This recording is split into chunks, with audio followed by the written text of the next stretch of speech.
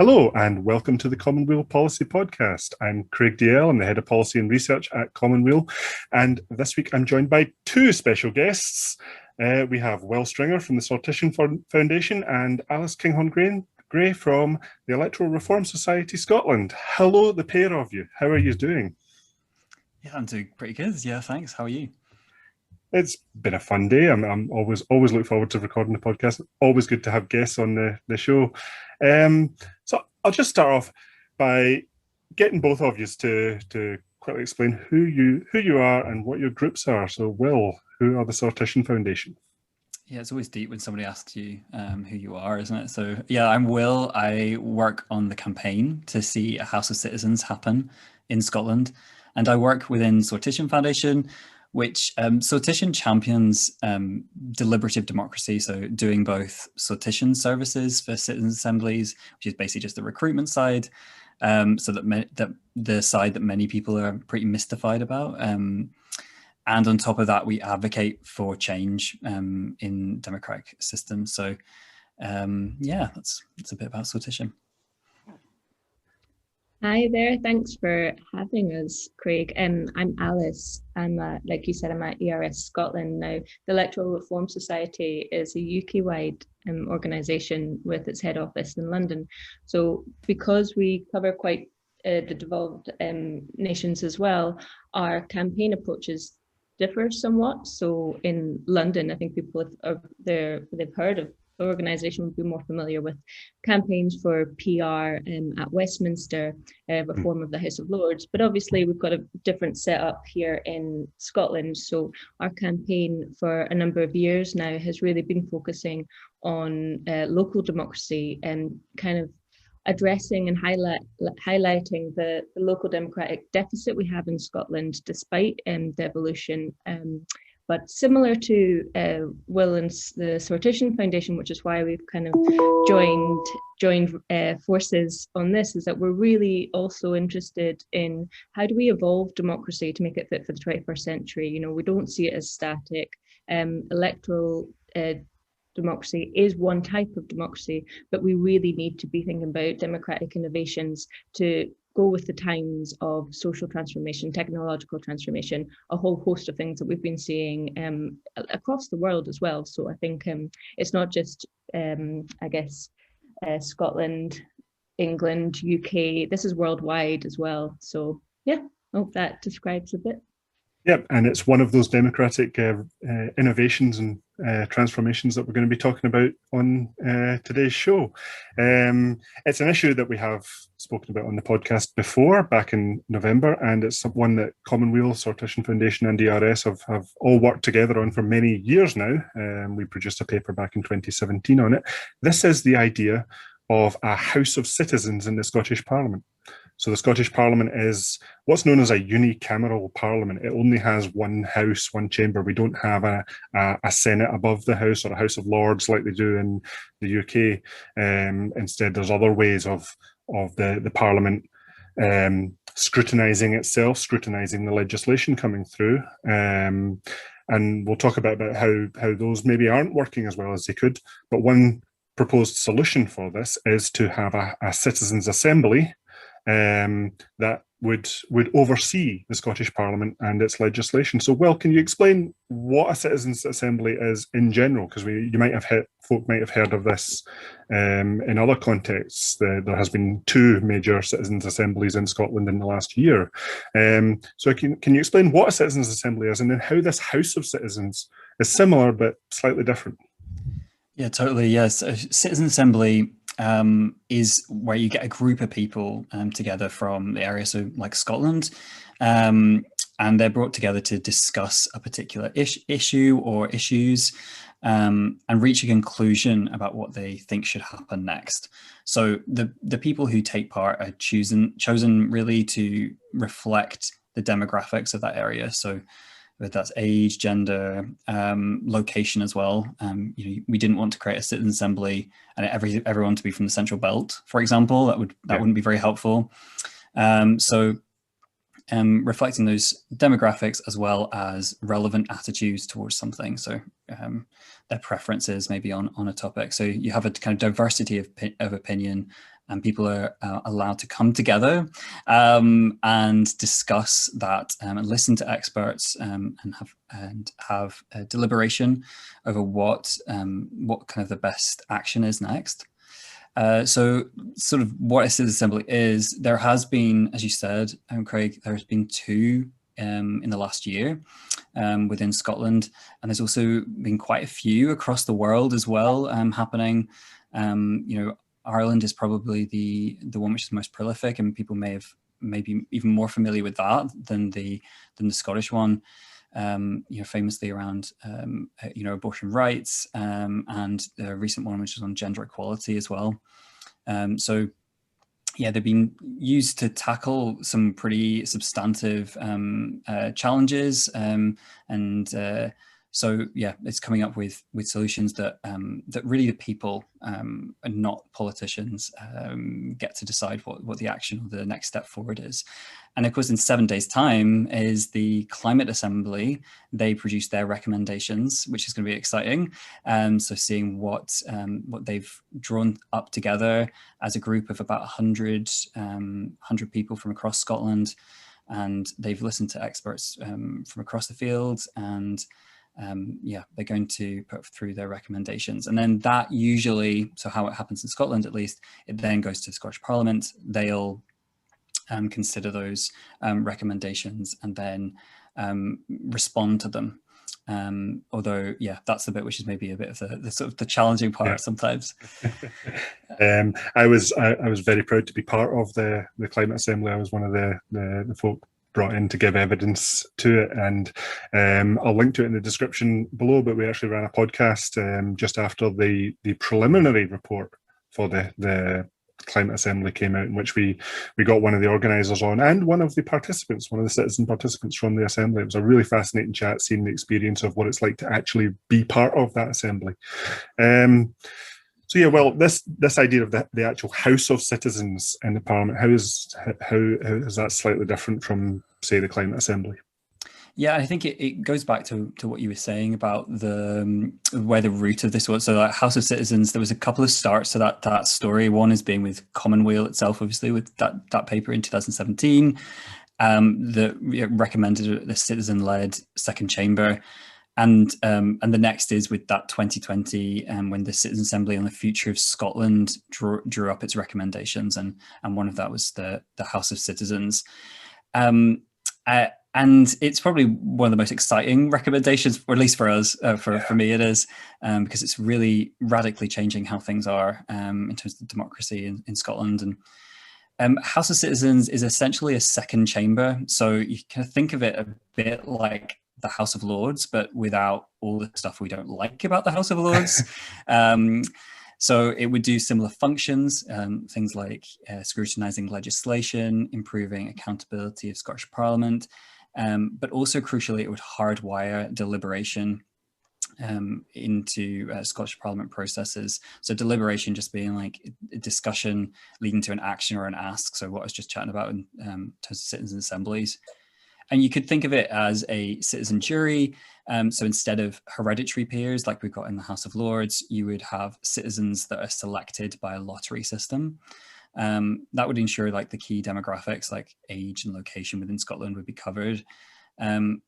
And citizens would come together and they decide on issues that are important to them, whether that's housing or perhaps rural mental health. So that's quite different from citizen assemblies and how we've been seeing them occur, where they've been usually given a challenging topic. This is about them actually deciding that agenda themselves, and then the experts are brought in.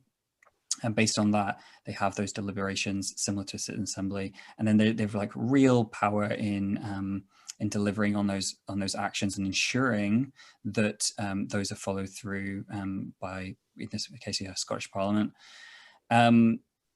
Yeah, so I mean, when House of Citizens first floated by the Citizen Assembly, there was a lot of buzz because I think partly Scotland would be leading the way in centering ordinary like folk into decision making, and this would be, obviously it's no silver bullet, but it would go a long way towards radically shifting away from from the kind of elite and often inaccessible system we have now, whilst doing functions that we do need in Scotland, like legislative scrutiny, but done by citizens, not by politicians. Politicians scrutinising themselves, that's not a great look. Yeah. We can see from down south just how well that goes. I always like the description of a citizens' assembly, the analogy to a jury system, because it brings up the question that if ordinary citizens are trusted to judge whether someone has transgressed a law or not, then shouldn't we be trusted to judge the law itself and judge legislation coming through? So, Alice, if the Citizens' Assembly, if a House of Citizens is the solution, what exactly is the problem? Why do we need this? What are the deficiencies, especially in the Scottish parliamentary system? Well, I think that's the right question. It's a good one, and I would probably answer it in two parts. The macro conditions, which I think are facing liberal democracies broadly in the world, which is the change in technologies that we're witnessing, like profound shifts in politics, economy, since the financial crash, actually, and all of this, how these factors impact our democratic systems, is putting them under strain. And now we're kind of at a point where there is a shift to authoritarianism. And the answer we need to come up with is the answer isn't authoritarianism, the answer is more democracy. Yeah. In response to these wider, without being too abstract, right? So then bringing it down to the Scottish specific context is that, what we're also seeing is our political context is there isn't with the Scottish elections over, it's not radical to say that we're not seeing independence anytime soon. We've got now a 4-year parliamentary term changed to a 5-year parliamentary term, and we don't have a second chamber. Now, there are things we can do right here and right now to evolve our democracy in Scotland. We don't have to wait. And I think it's incumbent upon all of us to really push in the direction of more democracy in answer to the big questions of our time and that our society faces. Does that kind of speak to what you... Yeah. So maybe to take that a little further, though, why, if we need that better system of democracy in the Scottish Parliament, or we did need that better system of scrutiny, I should say, why a Citizens' Assembly? Why not, say, give the parliamentary committees more power, or why not have an elected upper house like the Senate that many democracies have? Absolutely. I think that, again, multiple points to this that you've referenced yourself. There are a whole load of issues with the committee system. It does a lot of good. I would say we defend the committee system. It has more power in the Scottish Parliament than it does in England at Westminster. However, points that you've raised yourself is that there's relating to workload, relating to politicians scrutinising themselves. Really, is this kind of what we want to use our time and energy enhancing, when actually it functions? But we need to be, when we talk about evolving democracy, it's because we don't want to just solidify more of the same. We actually want to look at what are the cracks, what are the issues, we believe that a massive issue is that over time our systems have created careerist politicians that, for the best intentions in the world, are then in a system in which they're there to do a job, and it is their job and their livelihood is based on that job. Now, what we're looking for is a way to bring in ordinary citizens into the democratic process that is out with an election every what's now going to be 5 years. Yeah. And actually, it's about the transformation of society as much as the transformation of our political systems.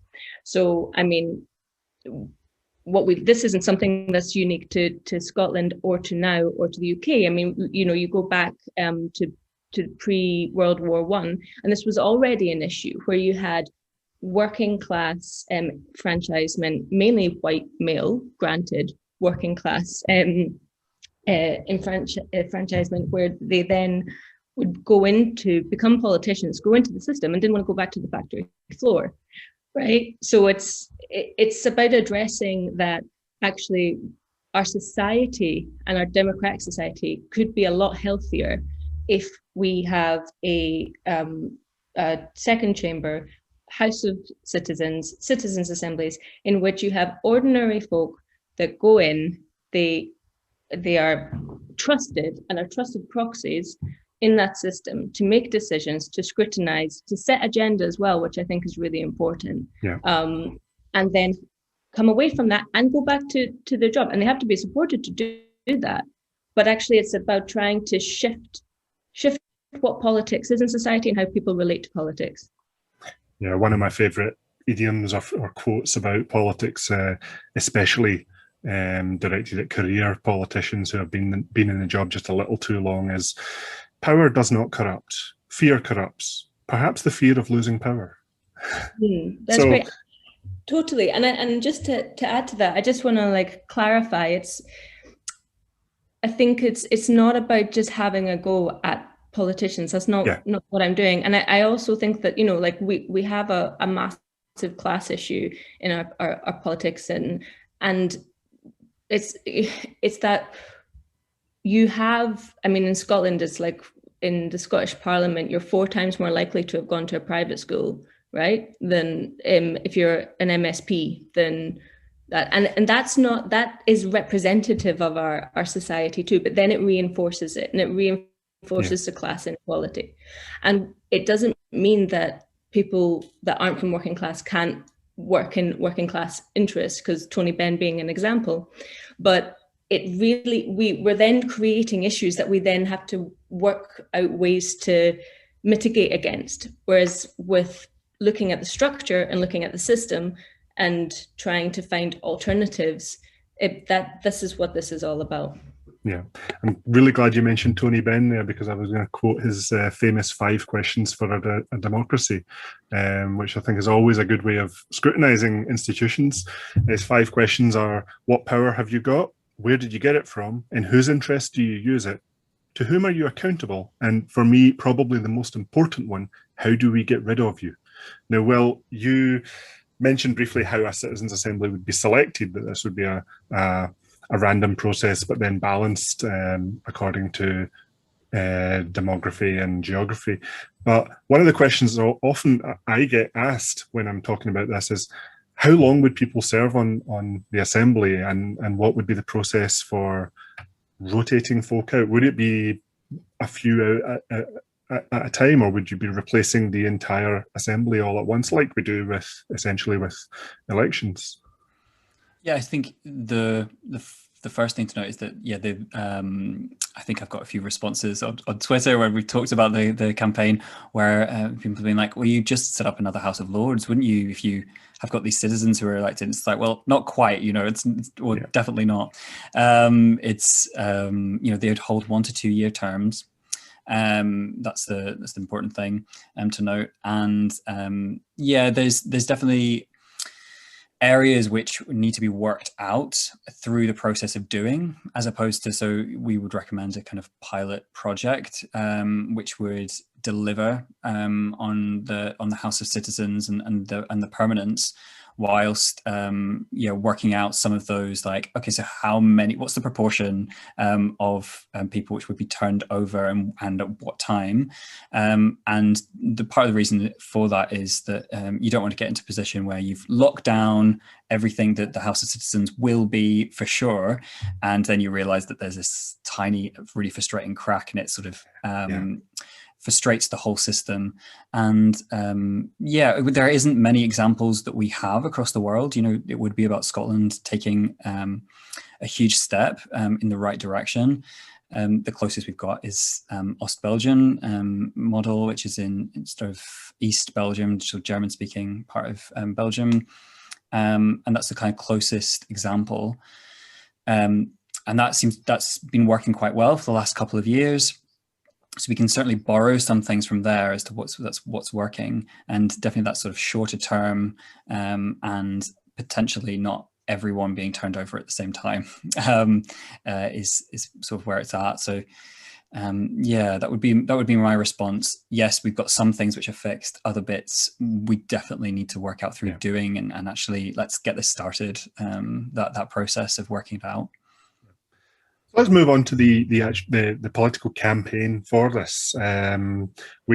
We mentioned before that there have been papers and there has been a long-running campaign for many years now, but this really took a big step forward in the late part of 2020 when the Scottish Citizens' Assembly made this recommendation for a House of Citizen.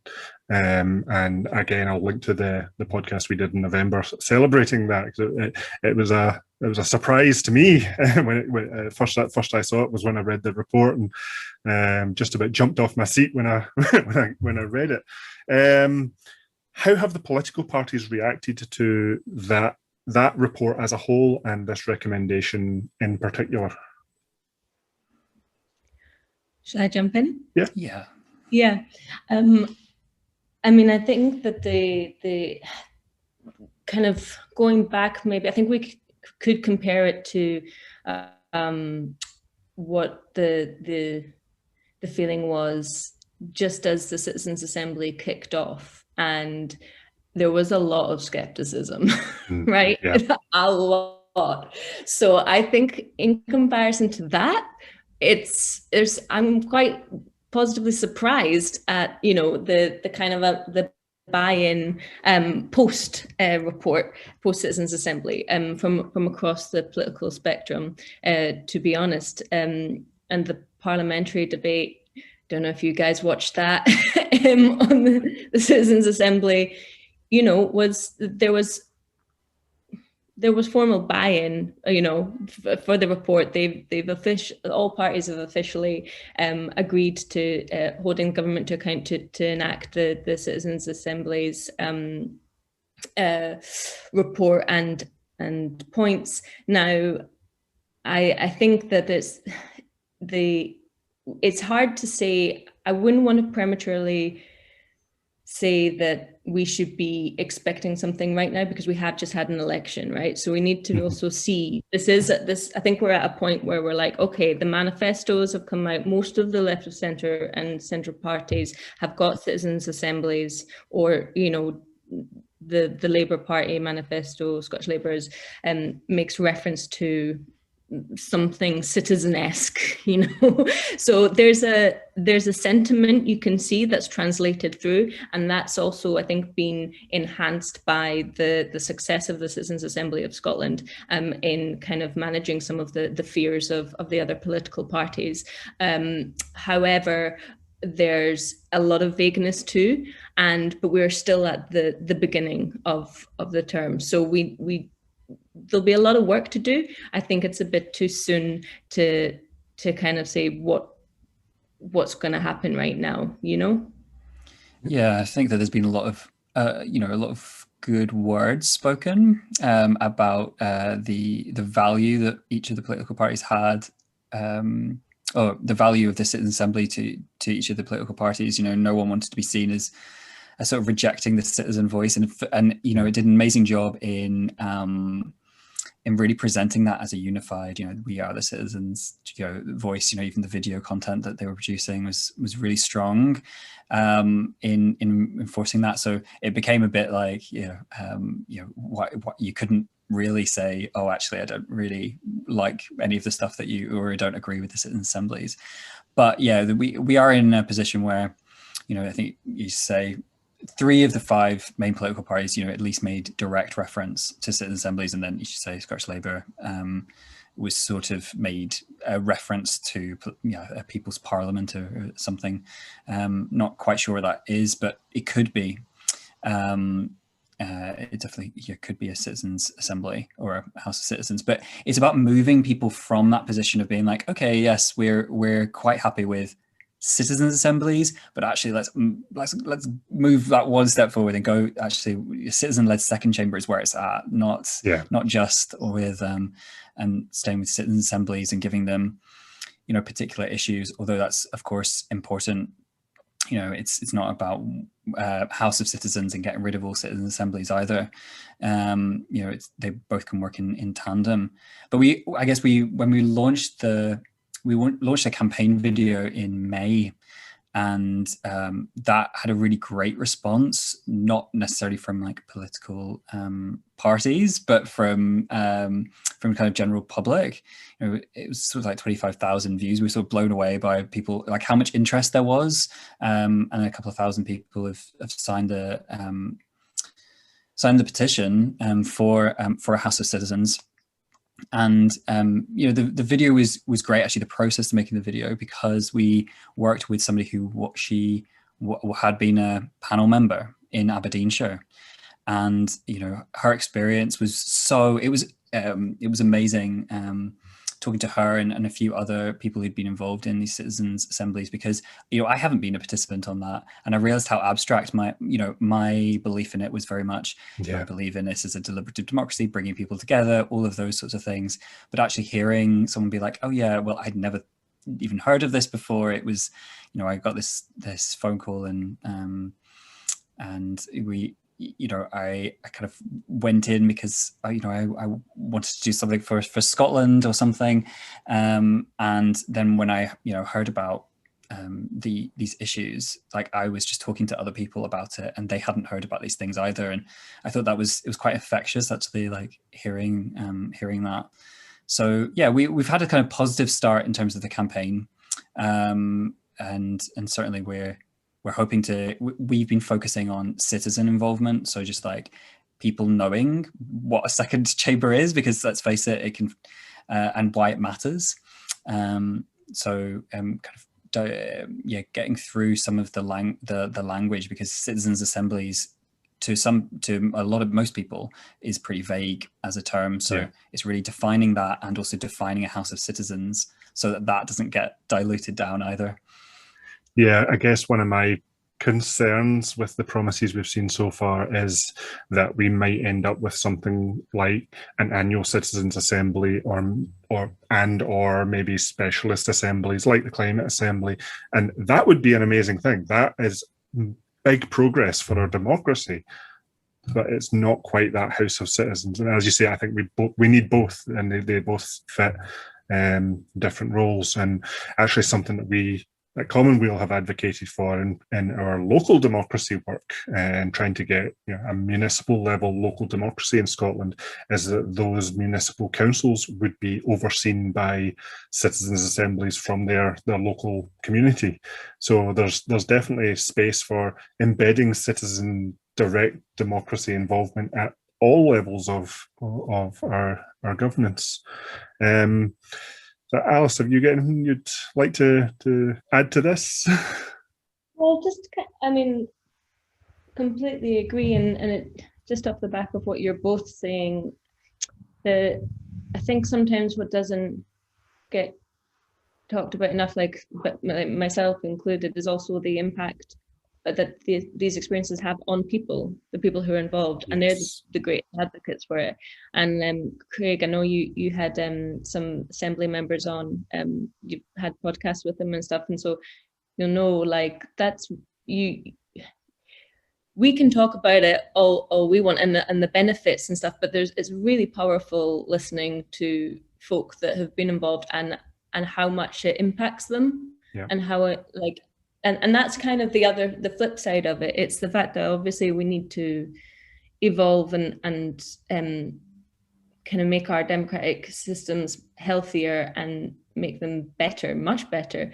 But equally, it's the impact that it has on people and the society, and making this a societal issue about the health of our society as much as our democracy, because they're intertwined. And, you know, we think that this is, and when you're talking about at the local level, absolutely, that's a lot of what the ERS Scotland campaign is about how do we embed deliberative mechanisms at the local level for scrutiny, but for agenda setting again, you know, not just ticking off what's being done, or, you know, saying go back and revise, but actually saying coming up with what do we want for our communities, and setting the agenda, and that as seeing as something that is like highly political, highly important in combating alienation in our society too.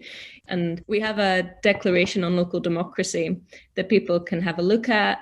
It's quite a broad declaration describing and setting out the principles that we believe Scotland should have in orientating its local democracy, speaking to a lot of the things that we've discussed here that folks can have a look at, share, discuss, sign if they agree. So, so I think, just to completely agreeing with what you're both saying there. Yeah. We'll stick a link to that in the description below the podcast. So both of you, just as we come to the end, what is next for your respective organisations? What are you going to be focusing on for the next few months? Alice, what are ERS getting up to beyond what you just said? Beyond, well, in ERS Scotland, we are looking at the links between social deprivation, poverty, and electoral turnout, voter turnout, and actually how deliberative processes, kind of what I'm speaking to, can relate to combating alienation and enhance community control. And Will, we're next for Sortition Foundation. So we'll be doing still recruiting for citizen assemblies, but alongside all of that bit of work, we'll be doing events throughout. So we've got one with Voices for Scotland actually coming up on the 1st of July. If anyone who's listening, is part of a grassroots group or a community group or a party branch who would like to have us along, that would also be amazing. Just talk to people. It definitely provokes discussion. I would love to do that throughout the summer. Kind of summer of talking to people sounds like the antidote to last year. Remember when we were allowed to talk to people in person as well. Oh, well, thank you, Will, Alice. Thank you so much for coming onto the show. That's been a fascinating chat. And just for everyone else out there who's listening, just a reminder that Commonweal is an organisation that is entirely funded by folk like yourselves, giving us a £5 or a £10 a month.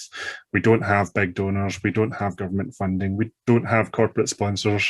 We don't even have adverts on our website. Everything we do, from this podcast to our policy work, like the work we've done in the House of Citizens, is all supported by citizens, by you. So if you've enjoyed what we're doing and you want to support us, then please consider clicking the donate button and signing up. For everyone else, we have a fascinating chat next week when I'm taking a little virtual trip to Wales to talk about community banking, which I'm really looking forward to. So come back next week and we'll see you then.